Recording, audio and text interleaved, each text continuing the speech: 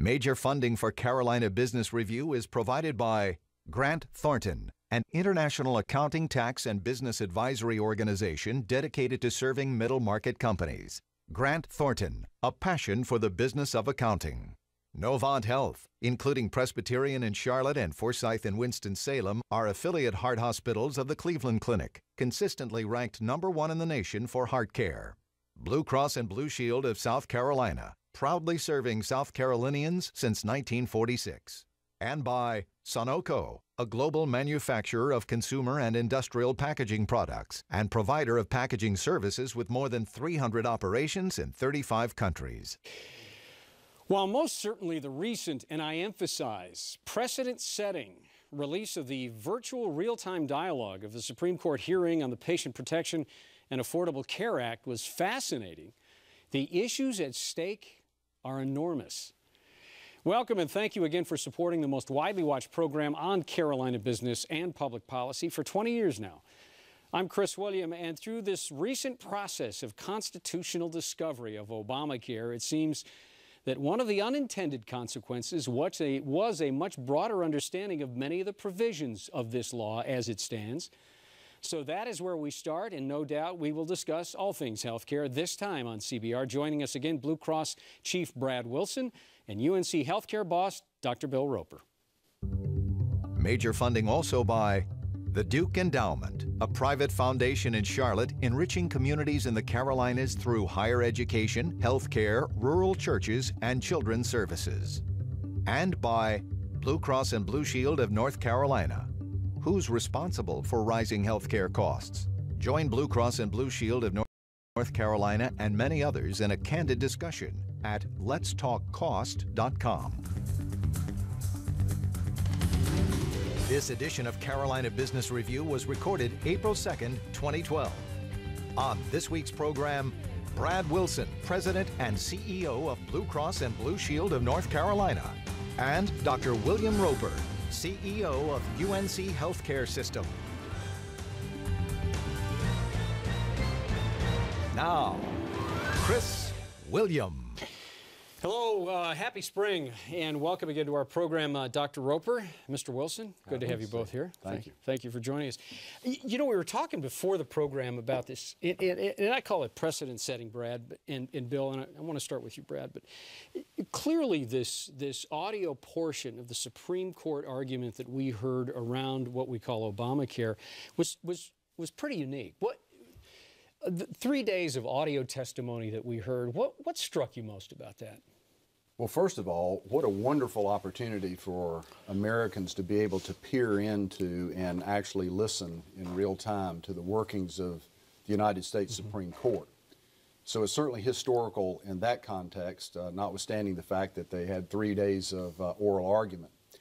But for me, as I listened and read about the events of last week, I think one thing that stands out for me was at the end of the day, Monday, the number of people and commentators from around the country that felt at the end of day one that the individual mandate may actually be more threatened than the forecasters predicted going into the argument.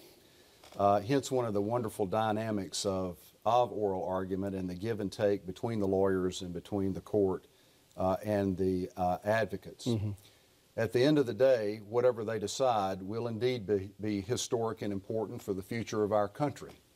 And as a company who obviously is very, very interested in the outcome, we're just hoping for a clear decision so that whatever it may be, we can plan for the future, which is important for our customers and the citizens of North Carolina. You were nodding when he said clear. Is this more about an uncertainty around? Well, there's a lot of uncertainty. I'd begin, Chris, with the point that I'm sure you've said yourself, but others have as well, and that is we've got major problems with the American healthcare system, and even to call it a system is a stretch.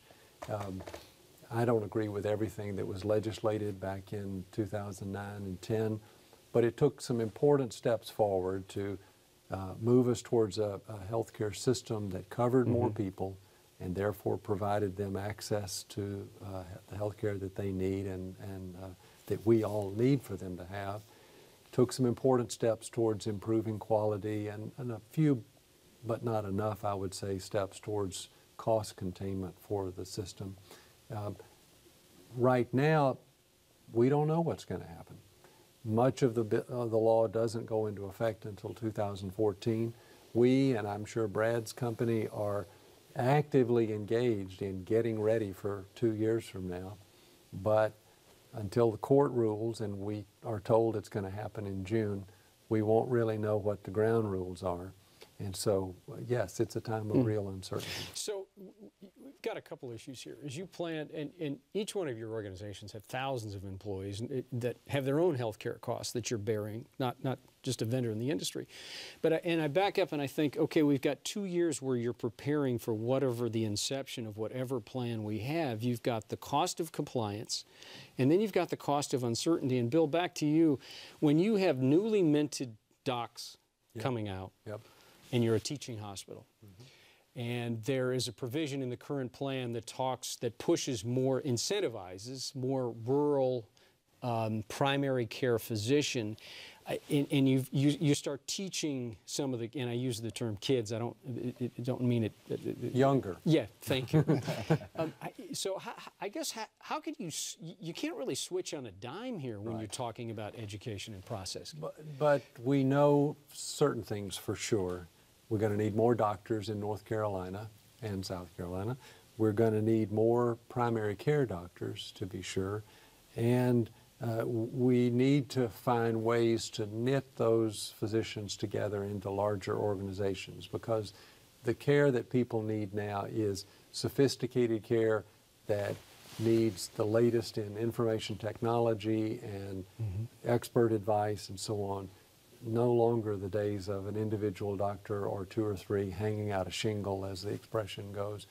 So all of that is going to continue, I'm believing, whatever happens to the law, because the downward pressure on the cost of health care, driven to some extent by government, but especially driven by business and the public at large, is going to continue. So we are actively looking for how can we become more cost efficient, how can we do a more thoughtful job of managing the care of the people who depend on us.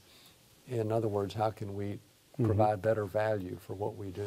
So Brad, it seems like he queued it up here for you a little bit. We talk about Carolina Advantage, which is the JV that you're both involved with here. So let's talk about this. What is the incentive? Why is Carolina Advantage Health, Advanced Health, I'm sorry, why is Carolina Advanced Health, why is that going to be more effective? Well, let's take some of the comments that Bill just made. Primary care centric, which was part of your first question, and integrated care delivery. Those two clinical propositions or methods by which patients can receive higher quality care at a lower cost. That's the philosophical underpinning with our partnership and collaboration. And frankly, even before the legislation passed March 23rd of 2010, Bill and I had a conversation about what is it that we can do together that would make a difference, that would begin to reform health care before governmental legislation or Supreme Court hearings are taking place. Healthcare reform is then enacted, and it acts as a catalyst, and there's a lot of good things that's a part of this legislation. But forget the legislation. We are on an unsustainable path in healthcare in this country. So things like Carolina Advanced Health are new models of care delivery where various expertise from an insurer standpoint, data rich, pretty good at business process, claims payment, and the wonderful clinical sophistication that an organization like UNC Healthcare brings. Put that together, distill out the best practices, all things considered, and then decide that together you're going to increase quality and lower cost. And then let the reward for that flow to those participants in that clinic, the providers that are actually delivering this care, and to the institution that helped make it possible in the forms of lowering our costs, which will hopefully be reflected in slowing the increase in premium increases as we move forward. You know, we assume something here, and you used it right a second ago, Brad.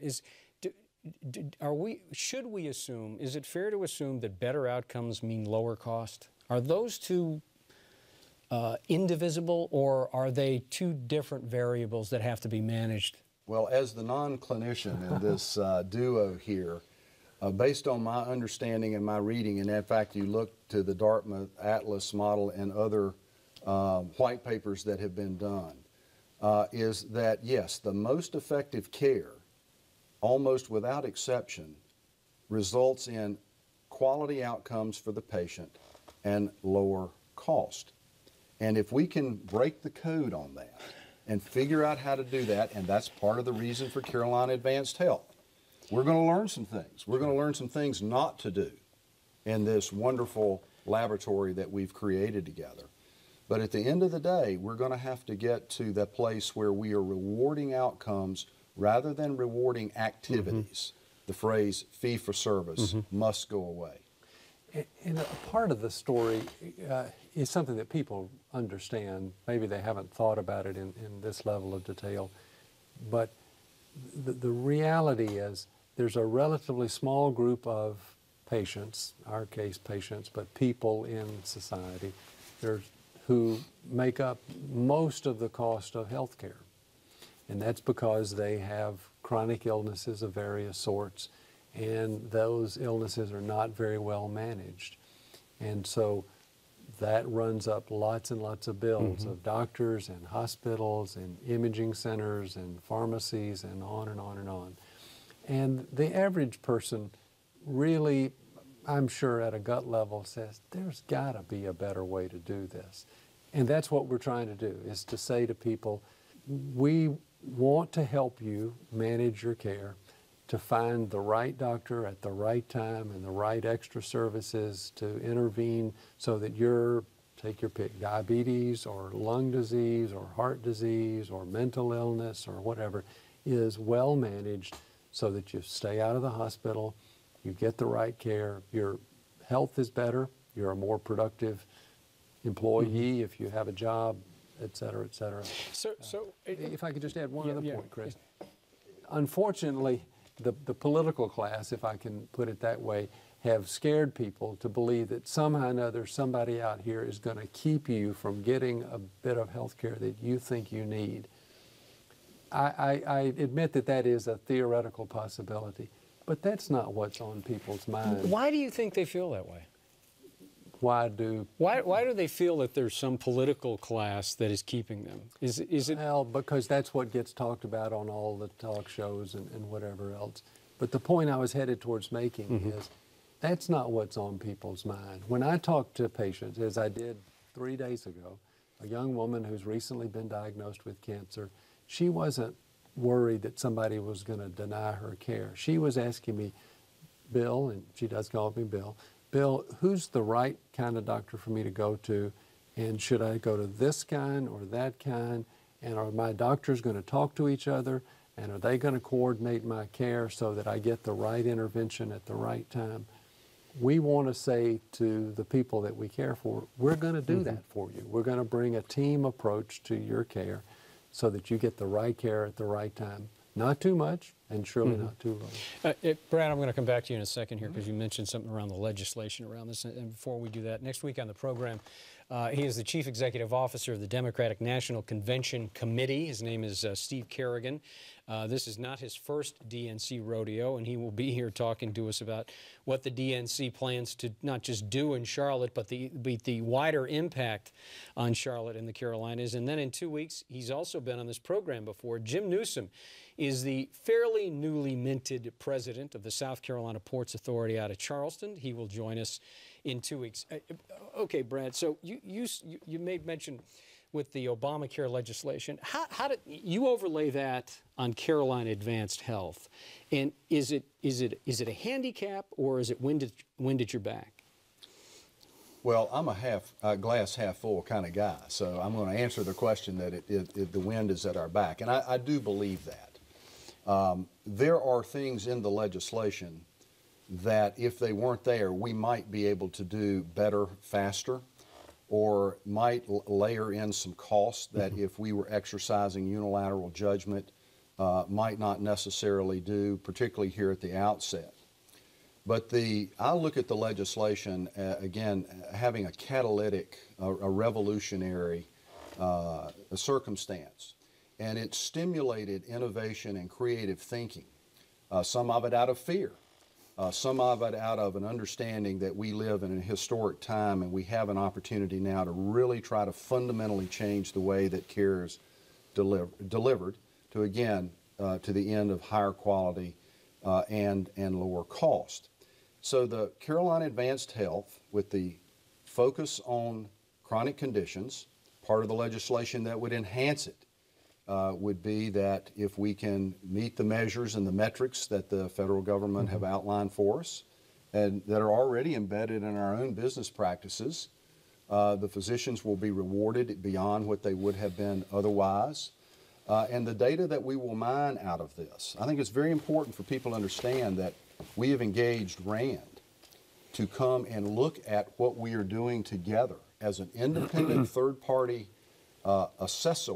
Good or bad? Good or bad. Call it like you see it. Yep, yep. And that'll be a public? You bet. Absolutely. You know, if we invent the secret sauce here, we don't want it to be secret. This is going to be like the internet. It's going to be available for everyone.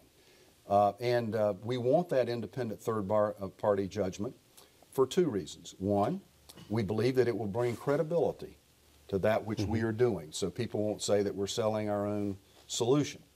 And secondly, it will check us to make sure that together we are looking at the data objectively and we'll make the improvements that we want to make the adjustments that we need to, and keep doing those things that are working well. The listeners need to understand that this is kind of it's a one-stop shop model. There's primary care available under one roof, and there's also some unique specialty capabilities. We're going to leverage the latest technology.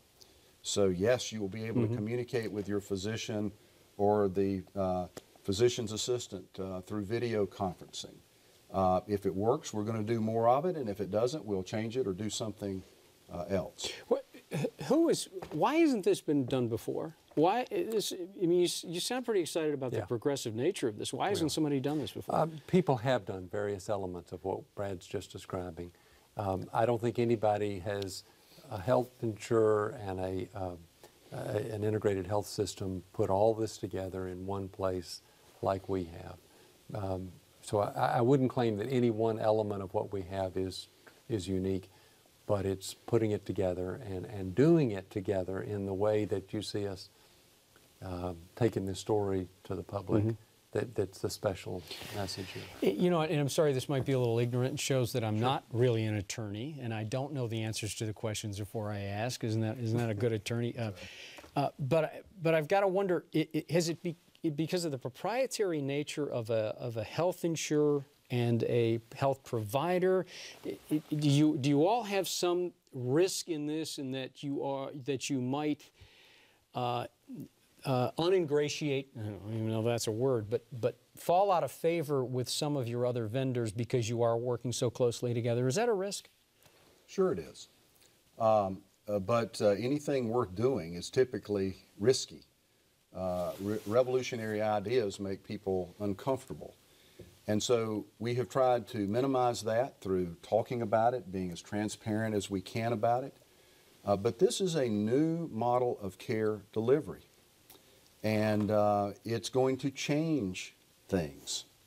And it's going to change the way that care is paid for, the way that it is delivered. And in doing that, it will disrupt, and hopefully, to use the Clay Christensen term, it will be a positive disruptor in the healthcare marketplace here in North Carolina. And it is our intent that if once we have validation that we're onto something here, that if it makes sense to scale it or replicate it, that's exactly what we would want to do. And why wouldn't we? Because it will be increasing quality at a lower cost. When do you know that it's working or not? How far into it? This is a 3-year project. I think we'll know a lot a year into it, which will be December of 12. We're going to make mid-course corrections or improvements, as Brad has already said, as we go along. But I think we'll know a lot a year into it, a whole lot 2 years in. And so yeah, we think 3 years to have enough validity that we would want to make or be in a position to make the decision about additional investment. This took a lot of work, and I want to congratulate both of our teams. This was unusual for them. And it's important to understand that as smart as Brad is, and I'm pretty smart myself. You two better just stop it right now. We didn't do this ourselves. There was a rather large group of people who made it happen. You know, I want to ask this question because for a long time, Brad, Blue Cross Blue Shield, certainly of North Carolina, held out that, you know, you're in the business of wellness. You're not in the business of necessarily paying for someone to get better while you are, and I don't mean to take that off the table, but it's a much better prospect if you get someone before they get into the system with a chronic disease. So this question is just, I'm throwing this out there because I don't know how else to ask it, but do we offer too much health care? Are we making it easy, in as much as, I mean, you know, I'm not really going to take care of myself as much as maybe I should, because I know if I get into the system and I do develop a cardiovascular disease, they have treatments. I can take a pill. I'll really be okay. So I guess, are we disincentivizing those who use the system? Well, in some circumstances, I'm sure that's the case. But let me refine your question just a little bit. If you want to think about it in terms of supply and demand, we certainly have a lot of demand on the healthcare system. And with the graying of America and the graying of North and South Carolina, which is trending ahead of the country, that's going to continue. So let's think about, are we offering too much health care as the supply side? I'm not sure that the question is, are we offering too much? It's how we utilize and deploy that which is available and that which is offered.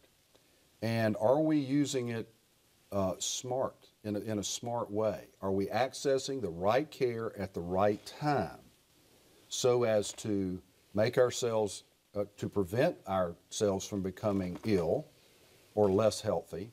And then once we have a problem, and we all are going to be a patient, we were a patient when we were born, that we are able to get the right treatment at the right time in the right place, and depend upon the wonderful provider community that we have to give us the right guidance.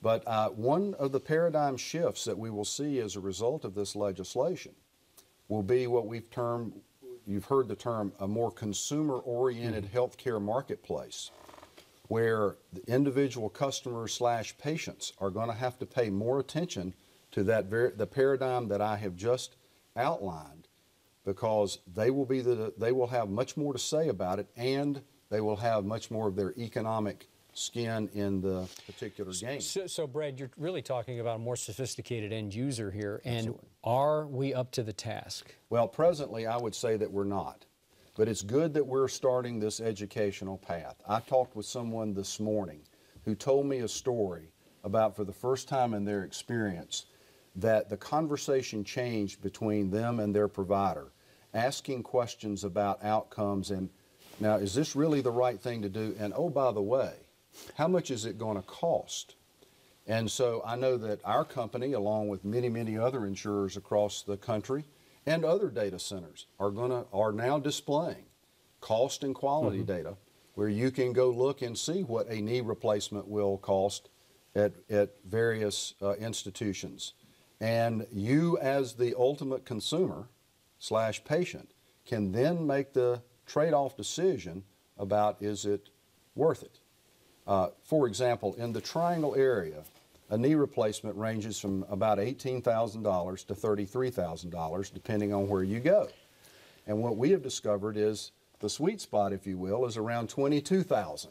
So it's not the cheapest, but it's not the most expensive. So, and we're out of time, but that's more like a Hyundai, a cheaper Hyundai. So the price is getting cheaper. That's a good thing. Right, as long as the quality's there, Right. not at the expense of quality. Gentlemen, thank you for being back on the program. We'll be watching the joint venture closely. Thank you. Good to Thank see you. Thank you for the opportunity. Until next week, I'm Chris William. We certainly hope your health is good and that your business is good too. Good night. Bye. Major funding for Carolina Business Review was provided by the Duke Endowment, a private foundation in Charlotte enriching communities in the Carolinas through higher education, healthcare, rural churches, and children's services. Blue Cross and Blue Shield of North Carolina. Who's responsible for rising healthcare costs? Join Blue Cross and Blue Shield of North Carolina and many others in a candid discussion at letstalkcost.com. Grant Thornton, an international accounting, tax, and business advisory organization dedicated to serving middle market companies. Grant Thornton, a passion for the business of accounting. Novant HEALTH, including Presbyterian in Charlotte and Forsyth in Winston-Salem, are affiliate heart hospitals of the Cleveland Clinic, consistently ranked #1 in the nation for heart care. Blue Cross and Blue Shield of South Carolina, proudly serving South Carolinians since 1946.